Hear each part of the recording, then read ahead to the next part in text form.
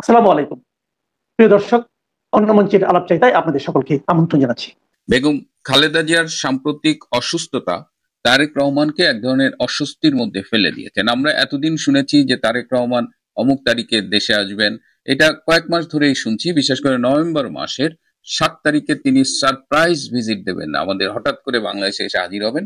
আমি নিজেও শুনেছি এবং বলেছি যে নভেম্বরের শেষ দিকে তিনি ওমরা হজ করতে সৌদি আরব যাবেন এবং সেখান থেকে তিনি ঘোষণা করবেন কবে বাংলাদেশে আসবেন। তিনি বাংলাদেশে এলে কত কোটি লোক এয়ারপোর্টে যাবে, এই ধরনের নানান গালগপ্প আমরা শুনছি। এবং শুনতে শুনতেই এই খালেদা জিয়া অসুস্থ হওয়াতে তিনি একদম এমন ভাবে বাটে পড়ছেন যে তিনি ফেসবুকে একটা স্ট্যাটাস দিয়ে বলতে বাধ্য হয়েছেন যে তিনি যে দেশে ফিরবেন, তার দেশে ফেরাটা নাকি তার একক সিদ্ধান্তের উপর নির্ভরশীল নয়। সেই থেকেই এখন জল্পনা কল্পনা শুরু হয়েছে যে কেন তিনি ফিরতে পারছেন না, কিসের এত ভয় যে একজন রাজনীতিবিদ হয়ে তিনি দেশে আসতে ভয় পাচ্ছেন। আমাদের মনে আছে 2007 সালে যখন শেখ হাসিনা বিদেশে ছিলেন, তখন সেই সময়ের 111-এর সরকার, ফখরুদ্দিন, মঈনুদ্দিন, ইয়াজউদ্দিন, এদের যে সরকার, তারা কিন্তু শেখ হাসিনার দেশে ফেরার ব্যাপারে নিষেধাজ্ঞা জারি করেছিল এবং তাদের প্ল্যান ছিল যে শেখ হাসিনাকে দেশে ফিরতে দেবেন না এবং খালেদা জিয়াকে দেশ থেকে বাধ্য করবেন। তাদের -2 একটা প্ল্যান ছিল, কিন্তু শেখ হাসিনা কিন্তু চ্যালেঞ্জ করেছিলেন লন্ডনে থেকে যে তিনি দেশে ফিরবেনই। এবং সেই চ্যালেঞ্জের মুখে সরকার বাধ্য হয়েছিল তার দেশে ফেরার নিষেধাজ্ঞা প্রত্যাহার করতে। দেশে ফিরেছেন এবং তিনি গ্রেপ্তার হয়েছেন, সেটা আপনারা সবাই জানেন। তো রাজনীতিবিদ হলে আপনাকে এই ঝুঁকিটুকু নিতেই হবে। শেখ হাসিনার জীবনের উপরে কমপক্ষে 20 বার হত্যার চেষ্টা করা হয়েছে, তার মধ্যে কয়েকবার ছিল একদম শিওর শটের মতো, যেমন 2004 সালের 21শে অগস্ট বা 1988 সালের 24শে জানুয়ারি চট্টগ্রামের সেই হত্যা প্রচেষ্টা। কিন্তু কোনো কিছুই তাকে দমিয়ে রাখতে পারেনি। এখনো তিনি বলছেন তার একটা আদালতে প্রহসনমূলক বিচারে তার মৃত্যুদণ্ড দেওয়া হচ্ছে। তিনি বলেছেন প্লেন পাঠান, তিনি দেশে ফিরে এসে দেখবেন কার ফাঁসির দড়ি কতটুকু শক্তিশালী বা মোটা। So this should be the spirit. আমরা আমজনতা আমরা ভয় পাইতে পারি, আমরা কিন্তু তারেক রহমান একটা দলের ভারপ্রাপ্ত চেয়ারম্যান এবং সে দলটি বাংলাদেশের দ্বিতীয় বৃহত্তম দল, অনেক সমর্থক আছে। তার প্রধান এভাবে ভয় পান কি করে? তার সমর্থিত বুদ্ধিজীবীরা একটা ন্যারেটিভ দাঁড় করানোর চেষ্টা করছে যে তিনি দেশে এলে খুনের শিকার হতে পারে, তাকে হত্যা করা হতে পারে। এবং ইনিয়ে বিনে বলার চেষ্টা করা হচ্ছে যে আমাদের ভারত কিংবা অনেকে বলছেন আমেরিকা নাকি চায় না তিনি দেশে ফিরে আসুক এবং তিনি দেশে ফিরে আসলে ভারতের টার্গেটে পড়বেন। তো এই দুটো বিষয় আমি একটু এক্সপ্লোর করে দেখেছি। ভারত একটি গণতান্ত্রিক দেশ, পৃথিবীর বৃহত্তম গণতান্ত্রিক দেশ, এবং ভারত কিভাবে ফাংশন করে আপনারা দেখেছেন। আমি ভারতের বিভিন্ন পর্যায়ে কথাবার্তা বলে দেখেছি যে তারেক রহমান দেশে ফিরবেন কি ফিরবেন না, এটা নিয়ে আসলে তাদের নীতি নির্ধারক পর্যায়ে কোনো মাথা ব্যথা নেই। সুতরাং ভারতের পক্ষ থেকে তারেক রহমানের জীবনের উপরে কোনো হুমকি থাকতে পারে, এটা স্রেফ একটা হাস্যকর প্রোপাগান্ডা ছাড়া আর কিছুই নয়। আমেরিকার যে ব্যাপারটা, আমেরিকা 2008 সালের 3রা নভেম্বর, সেই সময়ের বাংলাদেশের মার্কিন রাষ্ট্রদূত একটি তার বার্তা পাঠিয়েছিলেন। তারেক রহমান দুর্নীতির তালিকা দিয়ে, তারেক রহমান সন্ত্রাসের পৃষ্ঠপোষক এবং নানা রকমের তালিকা দিয়ে বলেছিল যে আমেরিকার আইন অনুযায়ী তারেক রহমানকে আমেরিকার ভিসা না দেওয়া উচিত। এবং বাংলাদেশে যে মার্কিন দূতাবাস রয়েছে তাদের কাগজে কলমে 3টা লক্ষ্য আছে, সেটা হলো একটা হলো গণতন্ত্র, একটা হলো উন্নয়ন এবং একটা সন্ত্রাস দমন। এই 3টা জিনিস তারা প্রমোট করেন।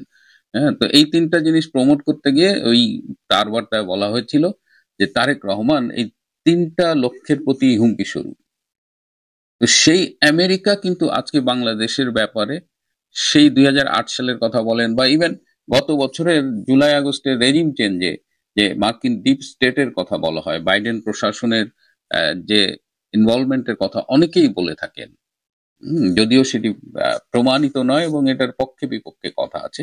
কিন্তু আজকের বাস্তবতায় ট্রাম্প প্রশাসনের প্রায়োরিটির দিক দিয়ে যদি বিবেচনা করেন, ইসরায়েল গাজার ইস্যুটা তারা অনেকখানি নিয়ন্ত্রণ করেছেন, রাশিয়া ইউক্রেনের যুদ্ধ বন্ধে তারা এখন তৎপর এবং ভেনিজুয়েলা নিয়ে ব্যস্ত। তো এই সামগ্রিক প্রায়োরিটি লিস্টের দিকে যদি আমরা তাকাই তাহলে দেখবো যে বাংলাদেশ তাদের আসলে অগ্রাধিকার তালিকায় নেই। সুতরাং এই মুহূর্তে তারেক রহমান বাংলাদেশে ফিরবেন কি ফিরবেন না, এটা নিয়ে মার্কিন প্রশাসনের কোনো মাথা ব্যথা আছে বলে আমার মনে হয় না। এটা স্টেপ আমাদের দলান্ধ বুদ্ধিজীবীদের প্রোপাগান্ডা। সুতরাং আমেরিকা ভারত প্রসঙ্গ বাদ দেওয়ার পরে কেন তারেক রহমান দেশে ফিরছেন না? তারেক রহমান দেশে ফিরছেন না মূলত 3টি কারণে। ডক্টর ইউনূস চান না তারেক রহমান ফিরুক। যতই তিনি লন্ডনে গিয়ে 13ই জুন দেখা করে এসেছেন, তারেক রহমানকে ক্ষমতায় যাবার টোপ দিয়ে এসেছেন, কিন্তু ডক্টর ইউনূস কোনো অবস্থায় চান না। এবং এ কারণেই তারেক রহমানের বিরুদ্ধে মনে হয় 85টা মামলা হয়েছিল, 85টা মামলাই উইথড্র করা হয়েছে, তার মধ্যে সাজাপ্রাপ্ত ছিলেন, সবকিছু মানে আইনের তোয়াক্কা না করেই তাকে সব সাজা পাওয়া না পাওয়া বিচারাধীন সব মামলা থেকে অব্যাহতি দেওয়া হয়েছে। কিন্তু একটি মামলা 2004 সালের 21শে আগস্ট, যে শেখ হাসিনাকে হত্যা প্রচেষ্টা মামলা, সেই মামলায় সরকার পক্ষ লিভ টু অ্যাপিলের আবেদন করেছেন, মানে একদম সর্বোচ্চ পর্যায়ে।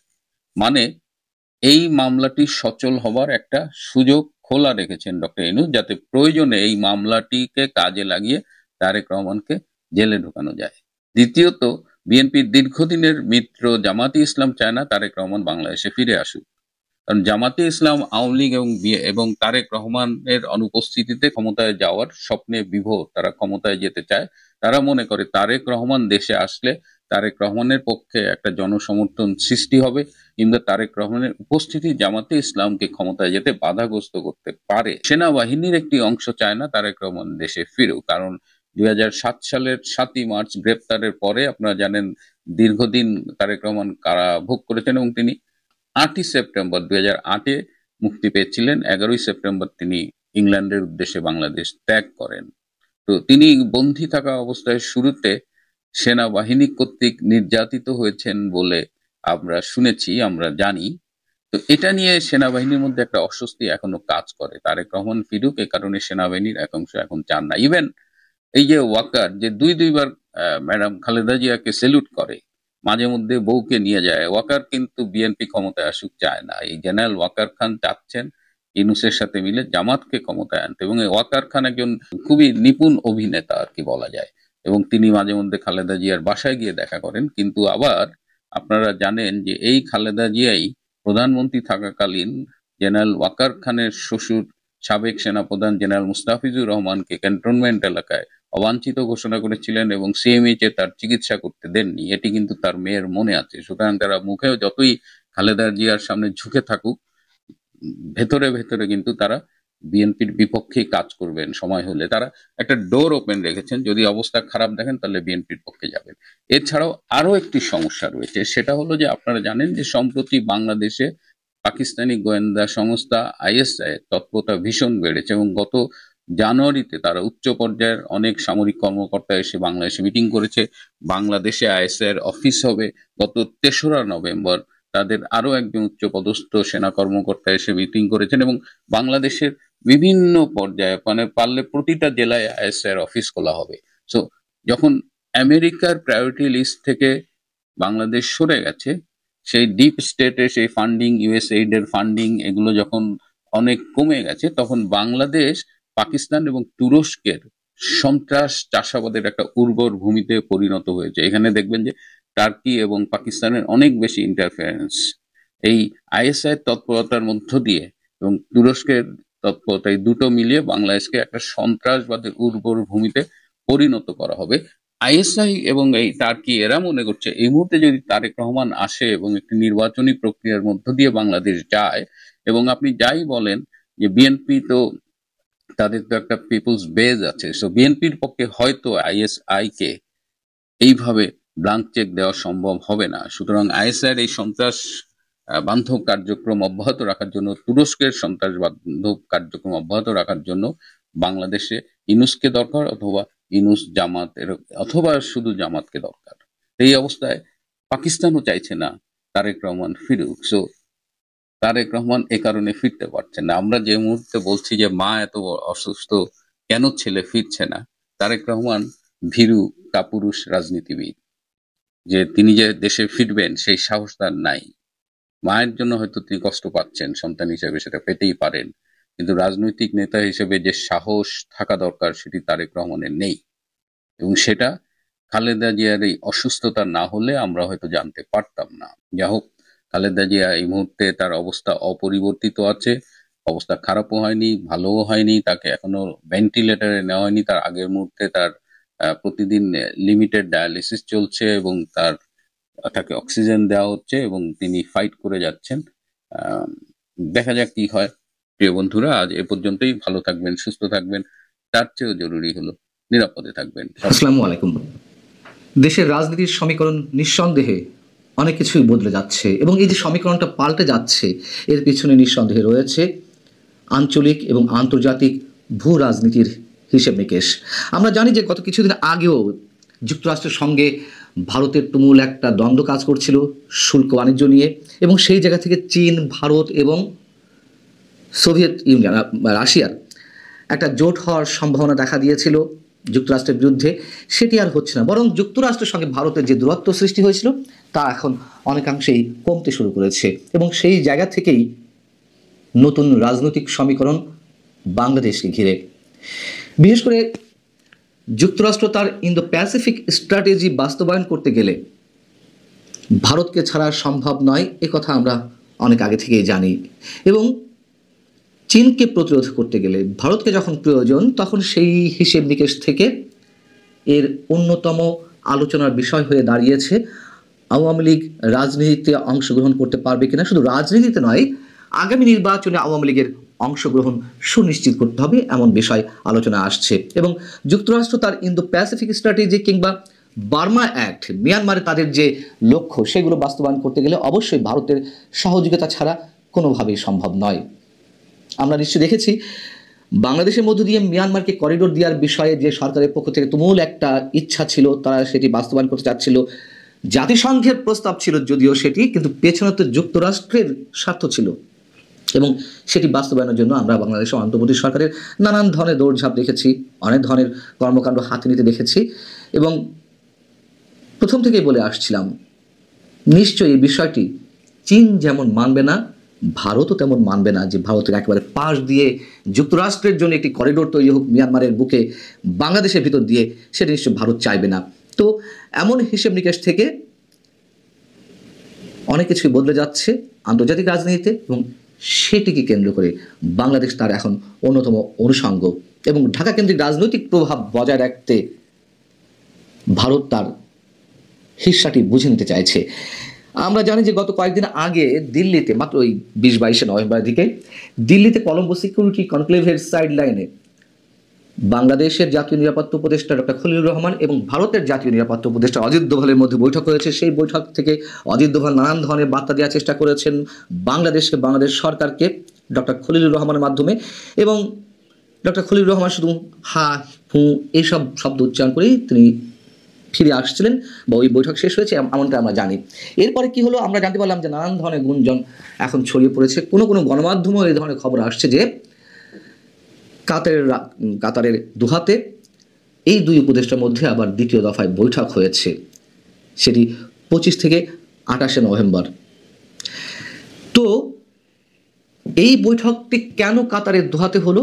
আমরা জানি যে কাতার এখন যুক্তরাষ্ট্রের সাথে নানান বিষয়ে অ্যালায়েন্স তৈরি করছে, এবং যুক্তরাষ্ট্রের হয়ে বিশ্বের বিভিন্ন বিষয়ে কাতার মধ্যস্থতা করছে, সেটি হামাসের সঙ্গে ইসরায়েল হোক কিংবা ইসরায়েলের সাথে ইরানের সম্পর্ক হোক, যেভাবেই হোক না কেন কাতার এখন যুক্তরাষ্ট্রের হয়ে নানান জায়গায় তার ভূমিকাটি বজায় রাখছে, এবং খুবই সফলতার সঙ্গে তার প্রত্যেকটি কাজ তারা বাস্তবায়ন করছে। সেই জায়গা থেকে ওই বৈঠক ডক্টর খলিলুর রহমান এবং অজিত দোভালের মধ্যে যে বৈঠক, সেখানে মাঝখানে ছিলেন কাতারের আমিরি দেওয়ানের প্রধান আবদুল্লাহ বিন মোহাম্মদ বিন মোবারক আল খুলাইফি, যিনি যুক্তরাষ্ট্র কাতার নিরাপত্তা সহযোগিতা জোরদারে ভূমিকা রাখার জন্য সিআইএর জর্জ নেট মেডেলে ভূষিত হয়েছেন।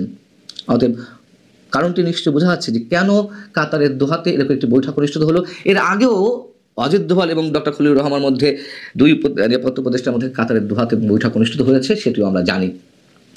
ভারত এবং যুক্তরাষ্ট্রের উদ্বেগের বেশ কিছু জায়গায় কমন কিছু গ্রাউন্ড রয়েছে, যেমন তার মধ্যে রয়েছে বাংলাদেশের অভ্যন্তরীণ স্থিতি এবং জঙ্গিবাদ যাতে